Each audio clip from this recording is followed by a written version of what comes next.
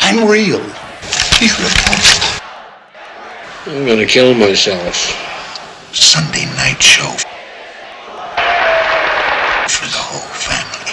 He's repulsed. There's some real, actual life going on here. He's repulsed. I want you to get mad. I'm a human being, god damn it! He's repulsed. Thanks for watching my analysis of director Sidney Lumet's 1976 black comedy Network, written by Paddy Chayefsky and starring Faye Dunaway, William Holden, Peter Finch, Robert Duvall, Wesley, Addy, Ned Beatty, and Beatrice Straight. Before I get started, I would appreciate it if you would subscribe to my channel, leave a thumbs up and a comment if you like the video, and hit the bell so that you won't miss any of my future uploads. Network is set in New York City, where Howard Beale, longtime network news anchor on UBS TV, is near the end of his career. Once among the most watched and respected reporters in the business, his show held a consistent HUT rating of 16 and an audience share of 28% against CBS, NBC, and ABC heavyweights Walter Cronkite, John Chancellor, Howard K. Smith, and Harry Reasoner. However, that was a long time ago. Now his show has a HUT rating of only 18 and an audience share of only 12%. His wife passed away 2 years ago in 1973, and they never had any children. So at 58 years of age, he is a bachelor and a heavy drinker. It is September the 22nd, 1975, and his best friend Max Schumacher gives him even more bad news. Network News is firing him effective in 2 weeks. Max happens to be president of the news division of UBS TV that produces Howard's show. They go to a bar to celebrate Howard's retirement, and there they indulge in drinks and old memories of when they were younger men starting out in the news business.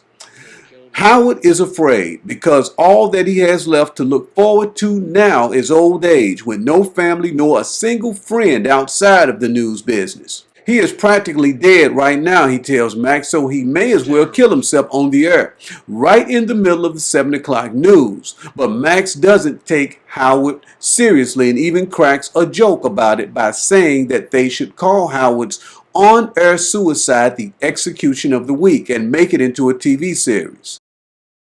But to Max's surprise the next day, Howard follows through on his vow by going on the air to announce his retirement in 2 weeks because the company was firing him due to poor ratings. The show was the only thing that he had going for him. He is a widower with no children. Therefore, he has decided to end his life on his show next week. Stay tuned.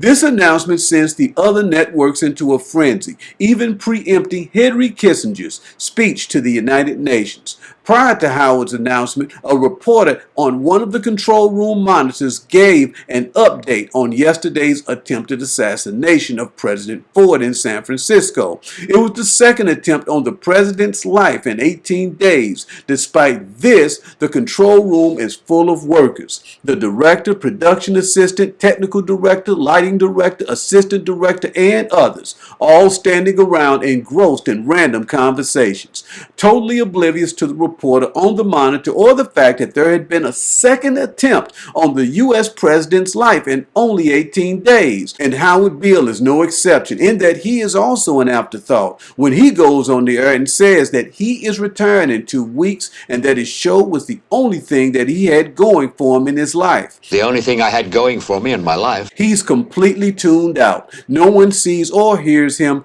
or cares about his personal problems. However, the moment that he says that he'll end his life on the 7 o'clock news next week, everyone stops what they are doing to give him their undivided attention. What do you mean Howard just said he was going to kill himself? Why? Because it wasn't in the script. You have to hit them with a sledgehammer.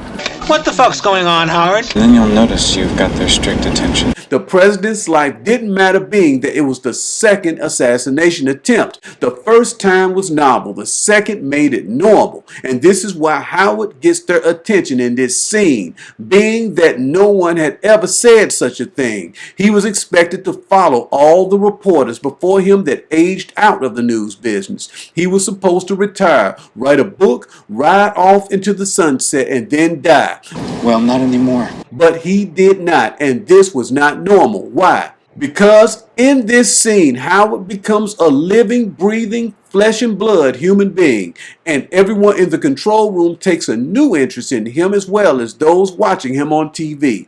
Because for the first time, they see him as an individual and not as a pundit, simply reporting the news on TV. The American people want somebody to articulate their rage for them. I am your voice. UBS executives gather in the screening room to watch footage of a real bank robbery in Flagstaff, Arizona. Diana wants to use the footage for a TV series. Now compare Diana wanting to use this footage for a TV series with the bar scene at the beginning of the film, in which Max had made a joke out of Howard ending his life on TV. Max said that they could call Howard's suicide the execution of the week and include it in a lineup of similarly depressing shows about human suffering. Again, taking something that's real and monetizing it on TV. Now, back to the bank robbery footage, which begins with a short manifesto read by Laureen Hobbs, a black communist, who points out the political necessity of consolidating all of the revolutionary, radical, and democratic movements into a single front because the system is disintegrating and the imperialist ruling clique has resorted to repressive means to control the population. And for this reason, the fascist thrust must be resisted in its incipient stages by the broadest possible coalition. Here she is speaking code.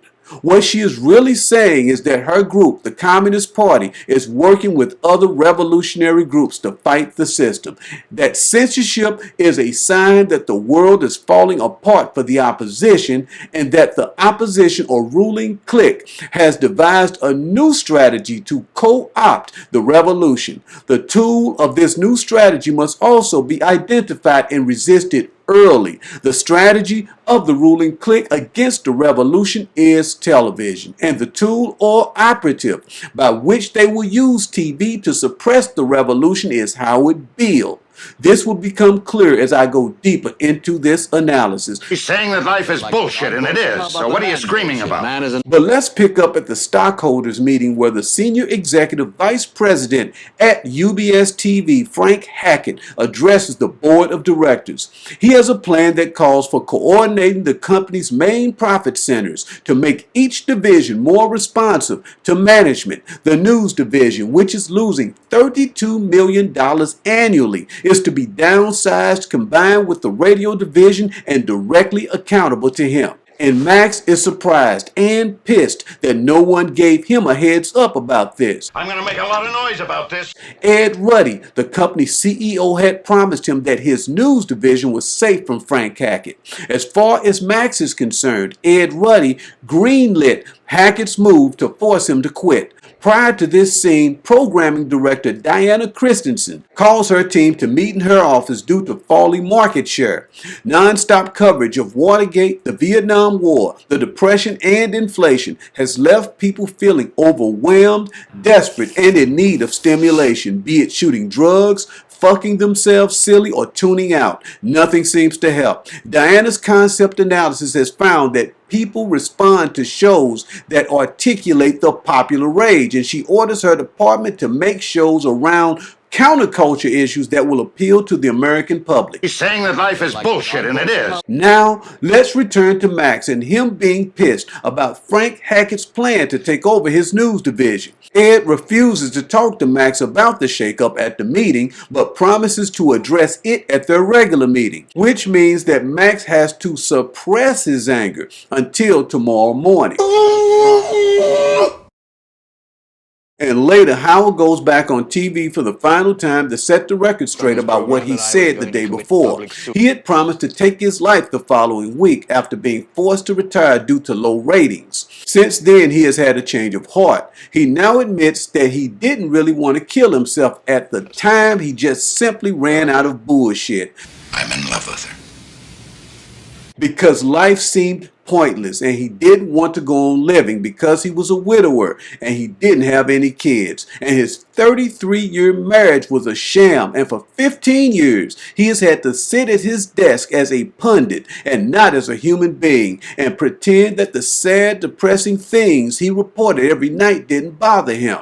Howard says all of this looking directly into the camera with utmost sincerity at each and every person, and instead of switching to another channel, people stay tuned in, resulting in a 27 market share in New York and LA, a 5-point jump in the ratings, and 30 million viewers all in one night. I just ran out of bullshit. Because he said what he and many watching TV also felt, and he was the first reporter to say bullshit on the air. He's saying that life is bullshit, and it is. Up to this broadcast, his viewers have become just as detached and emotionally constipated, watching him over the years as well, but seeing Howard express his true feelings hits a collective nerve. It's a shocking eruption of great electrical energy. It's a big, fat, big-titted hit! And this brings us back to Max again, who is royally pissed about Ed Ruddy letting Frank Hackett take over his news division. So, in retaliation, Max refuses to pull the plug on Howard for saying bullshit. Tell Mr. Hackett to go fuck himself. And this is a big turnaround for Max, who once thought that Howard was losing his mind. At one point, he even tried to have Howard taken off of the air. But now, Max no longer gives a damn about letting Howard rant and curse on the air because Howard was also speaking for him. You're dealing with a man that has primal doubts, Diana. Ed Ruddy fires Max immediately, only to rehire him after Frank Hackett decides to let Howard remain on the air. His bullshit rant received high ratings, and Diana and Hackett want to capitalize on the show's newfound popularity. He's articulating the popular rage. Ed Ruddy believes that Hackett is trying to force a confrontation in order to leverage his influence with Arthur Jensen to make him the new CEO of the company. And when that happens, Ed will need someone in a department that he can trust, so Max accepts Ed's offer to stay with the company. Later, Diana stops by Max's office with a proposition. She wants him to let her program Howard's show. She believes that she can make it a hit. His ratings have been falling ever since he said bullshit. It worked once, but now people are tuning out again because no one wants to hear the same thing all over again. But Max isn't warm on her idea to turn Howard into a prophet of doom. He and many others in the industry think that Howard's making a damn fool of himself, but this isn't the only reason Diana came to see him, and Max knows that he would be making a damn fool of himself by getting romantically involved with her at his age. Never mind that he feels trapped in a dull marriage, that he's in his emeritus years, facing the prospects of old age and death. As Howard got one last chance to recapture his glory as a reporter, Max also feels the same pressure to make a choice between the primal fears of being a middle-aged man or Diana. However, she has to let Max know a few things up front: that she's prone to arouse quickly, finish prematurely, jump right back into her clothes, and leave the bedroom just as quickly. In short, having devoted all of her life and time to television, she now has the attention span of a fruit fly. But Max is still not sure about taking Diana up on her offer. He wants Howard to drop the Mad Prophet Act and go back to doing the news the way that he did before. On the other hand, he also knows that this would cause the show's ratings to fall again. Howard would lose his job and probably kill himself as he had originally planned. In this, Max and Howard are the same, in that Max is not ready to face the truth either, that everything eventually comes to an end. We all die. So like Howard, he chooses the path of ease, self-delusion, and escapism to abandon his wife to have an affair with Diana, the embodiment of television. There is a whole generation that never knew anything that didn't come out of this tube. Even so, Max wants to take Howard off the air. A hypocrite. He believes that Howard is having a breakdown and wants him to see a psychiatrist, but Howard won't let Max take him off the air because he believes that he is having a moment of clarity, a shocking eruption of Great electrical energy that has connected him to all living creatures. A voice has told him to go on TV to tell people the human truth. He is plugged into some great electromagnetic field connected to all living things, a sensation he compares to a space-time continuum, save that it is spaceless and timeless and close to ultimate truth. In a nutshell, Howard is using metaphors here to describe himself as a television set. First, he says that he's been plugged into an electromagnetic field. This is another way of him saying that he has been plugged in and turned on. Next, he says that he feels like he's connected to all living things. Being that he is a television set and just about everybody owns one, he can now see everyone, everything, and be everywhere all at once. And finally, he said that he's close to ultimate truth. Now compare this with him later telling his audience that their lives and not television are the ultimate truth. We'll tell you any shit you want to hear.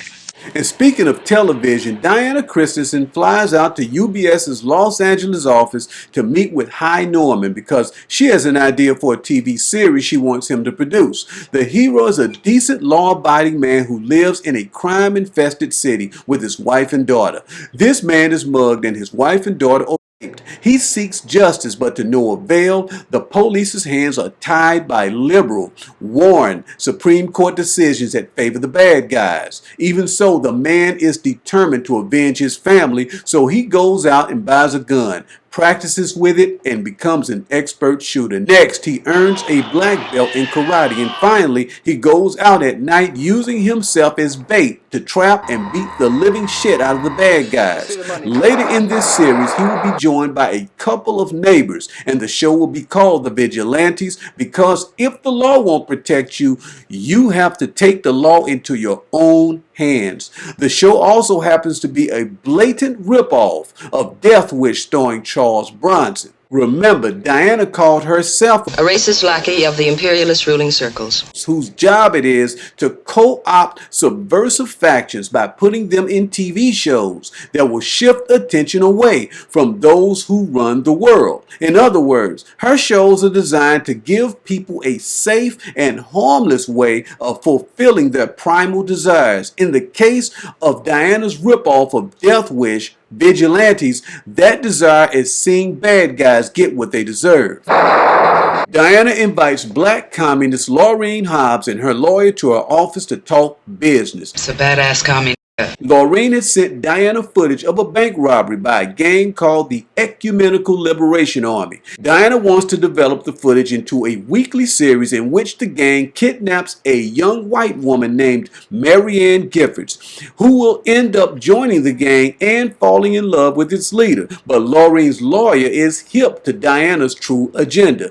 The ruling class is losing its power over the people and they need her to replace the real revolution with a televised revolution, and she wants to use the bank robbery footage with Marianne Giffords to shift the collective rage of the oppressed masses to a television series in which the oppressed masses can harmlessly act out their fantasy of fighting the system. Now compare Howard Beale with Marianne Giffords in this TV series that Diana is proposing to Laureen Hobbs and her lawyer. Marianne Giffords' arc begins with her being kidnapped by and later joining the Ecumenical Liberation Army after falling in love with the gang's leader and his ideology. Comparable to Howard Beale, who starts out as a straight-down-the-line reporter before becoming the mad prophet of the airwaves and ultimately mobilizing people to send thousands of telegrams to the President of the United States to stop the World Western Funding Corporation from buying CCNA, the parent company of UBS Television. In truth, the World Western Funding Corporation is a front for a group of Arab investors who are trying to buy up the the United States of America. Laureen Hobbs likes Diana's idea for the TV show, but she is concerned about the possibility that people may interpret Marianne Gifford's character arc as an endorsement of using violence to fight the system. However, Diana comes up with a solution for this problem by having Marianne Gifford meet Laureen, who will then brainwash her into leaving the gang and acquiescing to the inevitability of the socialist state and the enemy, which is also a metaphor of Howard Beale's character arc after hearing and accepting Arthur Jensen's corporate cosmology. He, Howard, will go from mobilizing people to fight the system to telling them to give in to the system. Does she love you, Max? I'm not sure she's capable of any real feelings. Max leaves Louise to live with Diana, and Louise takes their separation hard. Even after 6 months, the pain is still unbearable, and she does not hide her pain from him. It's vividly on her face, and this causes him to feel pain as well. Louise's effect on Max is the same effect that Howard Beale has on people. I want you to get mad. Watching him on television, for when they see him get mad, they get mad as well. Diana, however, isn't affected when Max tells her that he feels guilty for leaving his wife. What exactly is it you want me to do? He is also experiencing the primal fear of being an old man and dying. He is a flesh and blood human and needs her to love him in all of his faults. I'm your wife, damn it! The least I require is respect and allegiance. However, she cannot because she has nothing left to love him with. After all, she had been married for 4 years and pretended to be happy. She spent 6 years under observation and pretended to be sane. And when she had sex, she pretended to like it. When she attended college, she tried to jump off the top of the administration building. In short, she isn't good at anything real, just television. And now Max, with all of his primal fears and human flaws, is now reminding her of why she devoted her life to television in the first place. Jensen exposed Howard to the truth. I don't believe it. I didn't say it would be easy, Neo. I just said it would be the truth. And now Max exposes Diana to the truth. But unlike Howard, who accepts Jensen's truth, Diana cannot accept Max's truth. She is no longer capable of real feelings because television has turned her into a humanoid. Like Howard Beale, Laureen Hobbs, the communist, and everyone like her exposed to TV, to Diana life and all its ugliness and beauty is only grist for entertainment. For she and her TV watching humanoids have become insensate, bored, empty nomads, searching for reasons to live and stimulation, as Max had in leaving Louise to live with Diana. He did not realize at the time that he was afraid of facing the truth about himself that he now exposes to Diana. Now, instead of him, it is she who chooses to run away from reality. So she breaks off their affair as easily as people stop watching Howard's show after he tells them the truth that Arthur Jensen told him about how the world truly works. Then don't leave me. There's nothing left in you that I can live with. I don't care about you, I just want your vote. And once again, Howard Beale alienates his audience because no one wants to be told that they are mindless consumers, powerless, disposable, replaceable units. Frank and Diana want to shut Beale down, but they can't.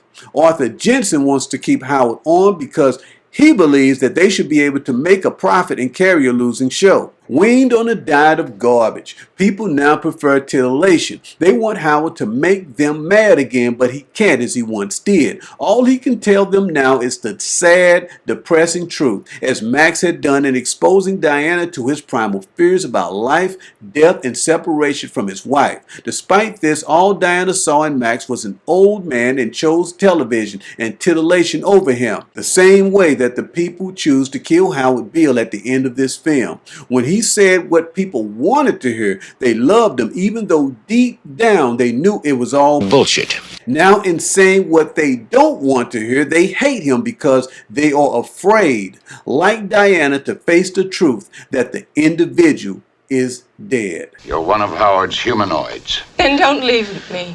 Again, I'd like to thank you for watching my analysis of Sidney Lumet's 1976 film Network. I would appreciate if you leave a thumbs up, subscribe to my channel, and hit the bell so that you won't miss any of my future uploads. Thank you and God bless you. See you next time.